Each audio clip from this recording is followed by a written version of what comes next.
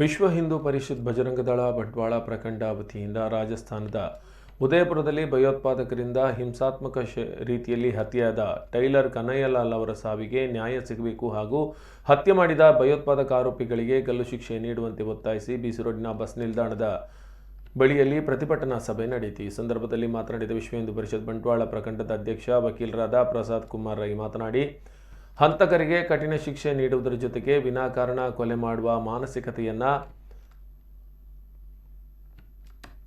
ಖಂಡಿಸ್ತಾ ಇದ್ದೇವೆ ಎಂದು ಪ್ರತಿಭಟನೆಯಲ್ಲಿ ಹೇಳಿದರು.